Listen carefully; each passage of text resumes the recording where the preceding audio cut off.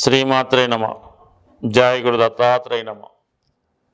ఈ వీడియోలో మనం సింహరాశి వారికి సెప్టెంబర్ 1వ తారీఖు నుంచి 15వ తారీఖు మధ్యలో జరగబోయే పక్ష ఫలితాలు పరిశీలించినప్పుడు ఏ రాశి వారికైనా ఆ రాశ్యాధిపతి స్వక్షేత్రంలోకి వచ్చినప్పుడు తన వ్యక్తిగత విషయాల మీద ఎక్కువ దృష్టి పెట్టడం, తనను తాను సంస్కరించుకునే ప్రయత్నం చేస్తూ ఉంటాడు.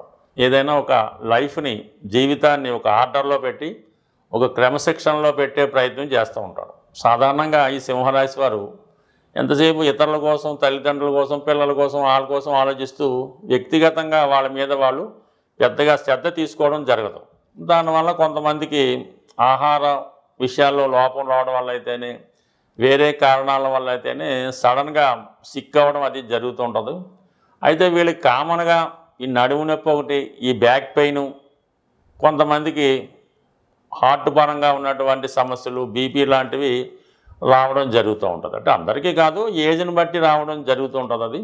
బట్ ఈ విషయంలో మీరు ఒకసారి మీరు సంవత్సరంకి ఒకసారైనా మీ రాశ్యాధిపతి రవి సింహరాశిలో ప్రవేశించినప్పుడు జనరల్గా ఒకసారి చెకప్ చేసుకుంటే, అంటే ఏ విషయమైనా మీరు ఫైనాన్షియల్ పొజిషన్ కూడా ఓసారి చెక్ చేసుకోవాల్సి ఉంటుంది. మనం ఎంతమందికి ఏది ఇవ్వాలి, మనకి రావాల్సింది ఎంత, మన బాధ్యతలు ఏంటి, మన బడ్జెట్ ఏంటి, ఆ బడ్జెట్ ఒకసారి చూసుకోవడం, అలాగే ఆరోగ్యానికి సంబంధించినటువంటి టెస్టులు ఒకసారి చేయించుకొని ఆ విషయంలో చూసుకోవడం, అలాగే ఫ్యూచర్ కోసం కూడా ఒకసారి మనకి రాబోయే ఎన్నికల్లో అయినా సీట్ వస్తుందా, పదవి వస్తుందా, ప్రస్తుతం మన వ్యాపార వర్గంలో మనకి ఎటువంటి పోటీ ఉంది, ఏ విధంగా మనం అభివృద్ధి పరచాలన్నటువంటి ఆలోచనలో జాతకుడు ఎక్కువగా ఆలోచించవలసి ఉంటుంది. ఎందుకంటే ఈ సమయంలో తన ప్రోగ్రెస్ కోసం ఆలోచించి నిర్ణయాలు తీసుకోవడానికి ఇది సరైన సమయం.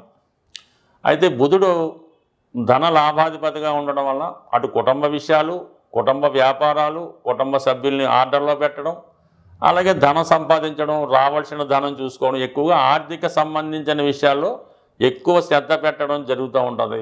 విద్యార్థులైతే విద్యలో ఇంకా అభివృద్ధి చెందాలనే ప్రయత్నాలు జరుగుతుంటాయి. ఏదన్నా ఒక గవర్నమెంట్ సర్వీస్ కోసం, ఒక ఐఏఎస్, సివిల్స్ లాంటి ఎగ్జామ్స్ రాయాలనే ప్రయత్నంలో కొంతమంది ఆ ప్రయత్నాలు కూడా ఈ సమయంలో చేసుకొని ఒక విధంగా ప్లానింగ్ చేసుకోవాల్సి ఉంటుంది. ఎక్కడ కోచింగ్ తీసుకోవాలి, ఎక్కడ ట్రైనింగ్ తీసుకోవాలి, ఇవన్నీ తీసుకోవాల్సి ఉంటుంది.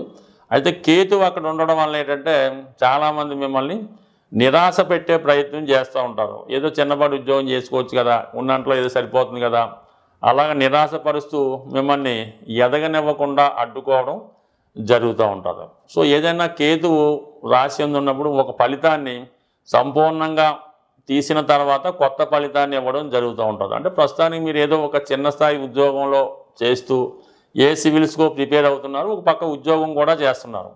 దానివల్ల మీకు పెద్దగా ఏమీ ఉపయోగం అయితే ఉండదు.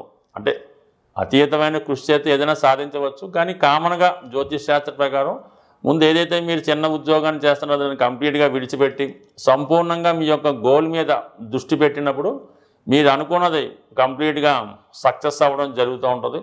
సో ఏదైనా ఇది మన కళ్ళెదురుగా కనబడుతున్నటువంటి అనేక ఉదాహరణలు ఈ రాశి వారు తీసుకుంటే కంపల్సరిగా ఇప్పుడు మీ యొక్క సక్సెస్కి మీ కారణం మీ ప్రయత్నం అవుతుంది. దానికి గ్రహాలు సహకరించడంలో లాభస్థానంలో గురువు 100% పంచమాధిపతి లాభస్థానంలో ఉన్నప్పుడు మీ కోరిక నెరవేరుతుంది.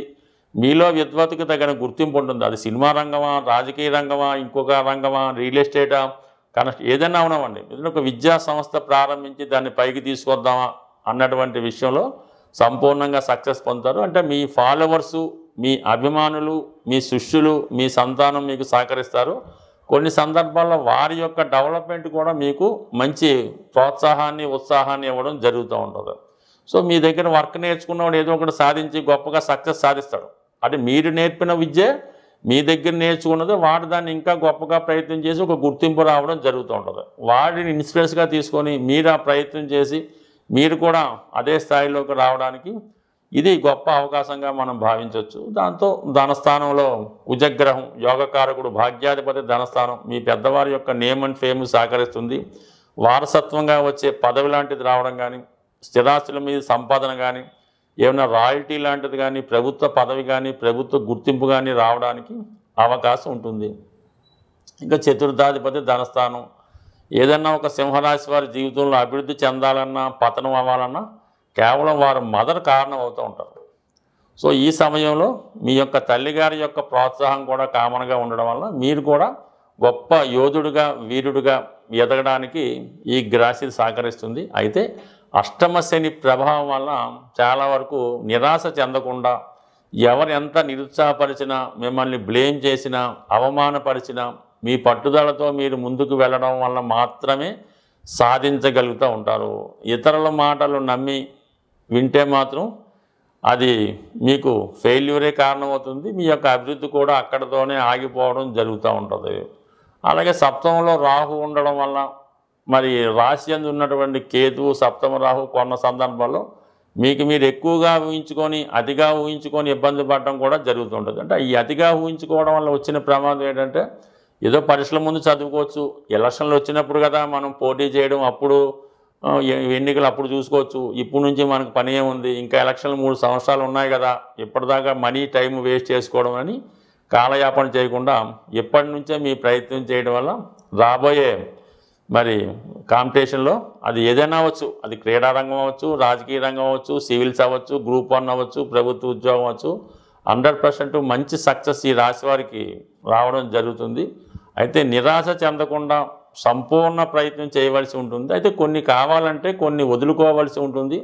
ఆ వదులుకున్నది ఏదో మీ మనసుకు తెలుస్తూ ఉంటుంది. అది వదులుకుంటే కంపల్సరీగా మీరు ఉన్నత స్థాయికి రావడం జరుగుతూ ఉంటుంది. మరి ప్రస్తుతం 12 రాసుల వారికి ఈ పక్షంలో వస్తున్నటువంటి మహాలయ పక్షాలు అంటే మీ యొక్క పితృదేవతల్ని సంతృప్తి పరచడానికి వచ్చినటువంటి రోజులు ఇవి.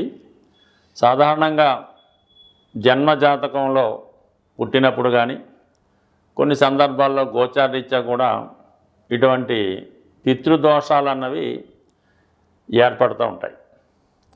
ఈ పితృదోషాలు ఏర్పడుతున్నాయి, అవి మనకి ఎంతవరకు ప్రభావం చూపుతున్నాయి అని తెలుసుకోవడానికి ఏదైనా ఒక సంఘటన, ఒక దుర్ఘటన పదే పదే జరుగుతుంది ఆ కుటుంబంలో అనుకున్నప్పుడు కంపల్సరిగా ఆ కుటుంబం మీద పితృదోషం ఉందని గమనించవలసి ఉంటుంది. ఉదాహరణకి ఆ కుటుంబంలో ఇది 6 నెలలకి సంవత్సరానికి ఎవరో ఒకరు మరణించడం జరుగుతూ ఉంటుంది. కొంతమందికి వారి యొక్క పెంపుడు జంతువులు మరణించడం, మళ్ళీ ఇంకోటి తెచ్చుకుంటే మళ్ళీ 6 నెలలు చనిపోవడం, అలాగే ఈ మనకి ఈ పాడినిచ్చే గోవులు కానీ గేదెలు కానీ ఏదో కారణం వల్ల అవి చనిపోవడం జరుగుతూ ఉంటుంది. తరచూ గృహంలో దొంగతనాలు జరుగుతున్నాయి. ప్రతిసారి మనకి ఉద్యోగంలో పోగొట్టుకోవడం జరుగుతుంది. ఆ కుటుంబంలో నిరుద్యోగులు ఎక్కువ మంది అయ్యారు. ముఖ్యంగా సంతానం పదే పదే ప్రెగ్నెన్సీ అబార్షన్ అవుతుంది. ఇవన్నీ కూడా పితృదోషానికి కారణం అవుతూ ఉంటాయి. అలాగే ఇంట్లో కుటుంబ సభ్యుల మధ్య గొడవలు, ఒకరికొకరు కొట్టుకోవడం, ఇవి కూడా దానికి కారణం అవుతూ ఉంటుంది. ఇటువంటి పితృ సమస్యలతో పితృదోషాలతో బాధపడుతున్న వారికి ఈ నెలలో వస్తున్నటువంటి మహాలయ పక్షాల్లో వారి యొక్క దోషాన్ని పరిష్కరించుకోవడానికి చక్కని అవకాశం కలుగుతూ ఉంటుంది. వారి సాంప్రదాయ ప్రకారం మీ కుల పెద్దలను కానీ మీ కుటుంబ పెద్దలను కానీ ఆశ్రయించి వారు చెప్పిన విధంగా మీకు వచ్చినటువంటి కష్టాన్ని బట్టి ఈ మహాలయ పక్షాల్లో దానం చేయడం వల్ల కానీ సేవించడం వల్ల కానీ సేవ చేయడం వల్ల కానీ ఈ విధంగా మీరు మీ పితృదోషాలని సరిచేసుకుంటే కంపల్సరిగా తర్వాత మీకు ఇటువంటి దుర్ఘటనలు జరగకుండా అదృష్టంగా మారే అవకాశం ఉంది. బట్ ఏదైనా ఇది ఒక అవకాశం ఈ రాశి వారికి. బట్ మనం ప్రతినిత్యం దీపారాధన చేసుకుంటున్నాం, విష్ణు సహస్రనామం చదువుతున్నాం, సూర్య నమస్కారం చేసుకుంటున్నాం, గుడికి వెళ్తున్నాం, తిరుపతి వెళ్తున్నాం, అయినా కూడా ఈ కష్టాలు వస్తున్నాయంటే దానికి పితృదేవతలు కారణమవుతుంటారు. మన వంశాన్ని మన గోత్రాన్ని రక్షించేదే ఈ పితృదేవతలు. మామూలు దేవతల్లాగే ఈ పితృదేవతలు అంటే వీటి కోసం పూర్తిగా తెలుసుకోవాలంటే పెద్దలు చెప్పినటువంటి వీడియోలు అంటే మన చాగంటి కోటేశ్వరరావు గారు మొదలగు వారు చెప్పినటువంటి వీడియోలు విపులంగా ఉంటాయి. అవి తెలుసుకోవడం వల్ల మీకు అది ఏ విధంగా దాని నుంచి బయటపడవచ్చు కూడా తెలుసుకోవచ్చు.